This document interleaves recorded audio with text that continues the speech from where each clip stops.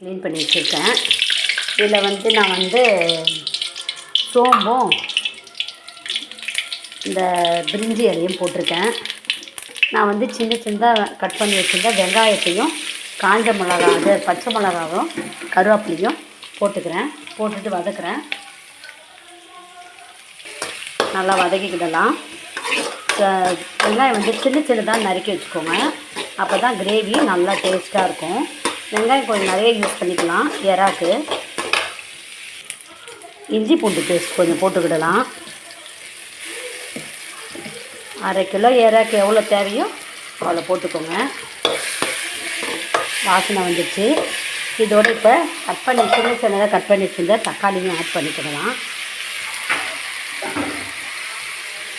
அதையும் நல்லா வதக்கிக்கிடலாம். நான் மஞ்சள்தூள் கொஞ்சம் போட்டுக்கிடுறேன். அடுத்தது காஷ்மீரி சில்லி பவுடர் கொஞ்சம் போட்டுக்கிறேன்.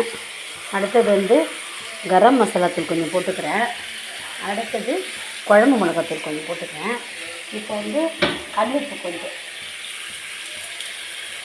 கொஞ்சம் போட்டுக்கிறேன். இப்போ நல்லா வதக்கிட்டோம். இது நல்லா வாஷ் பண்ணி அந்த குடல்லாம் எடுத்தது அந்த எறாவை நம்ம இந்த கடாயில் போட்டு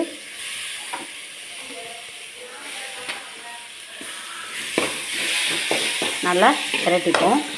நீங்கள் தண்ணி வேணுன்னா தண்ணி ஊற்றி கொஞ்சம் கிரேவி பதத்தில் பண்ணலாம். நம்மளுக்கு பெரட்டினா மாதிரி வேணும் அப்படின்னா தண்ணி ஊற்றாமல் இதிலே எறா நல்லா வெந்துடும். தண்ணி வேணுன்னா நீங்கள் தண்ணி ஆட் பண்ணிக்கலாம். இப்போ இன்னும் கொஞ்சம் நேரத்தில் எறா சுருண்டுச்சுனாலும் வெந்துருச்சுன்னு அர்த்தம். நல்லா நீளமாக அதுக்கப்புறம் நல்லா சுருண்டுரும். இந்த சூடே போதும். இந்த தண்ணி போதும். உங்களுக்கு பெரட்டினா மாதிரி வேணுன்னா இந்த தண்ணியே போதும். கிரேவியாக வேணும் தண்ணி ஊற்றிக்கிடலாம். இந்த இறால் இருக்க தண்ணியே நிறைய வந்துடுச்சு. நல்லா வெந்திருக்கும். சுவையான எறா கிரேவி. இன்னும் இது கொஞ்சம் நேரம் வதக்கிட்டு நல்லா பெரட்டின மாதிரி வரும்போது தான் ஆஃப் பண்ணணும் ஸ்டவ். சுவையான எறா கிரேவி தயாராகிடுச்சு. இதை பாருங்கள். இது ரசத்துக்கெலாம் ரொம்ப நல்லாயிருக்கும். நான் சிம்லே வச்சு பண்ணுறேன். ஸ்டவ் ஆஃப் பண்ணிட வேண்டியதுதான். எண்ணெய் பிரிஞ்சு வர வரைக்கும் கூட நம்ம சிம்லே வச்சுக்கலாம்.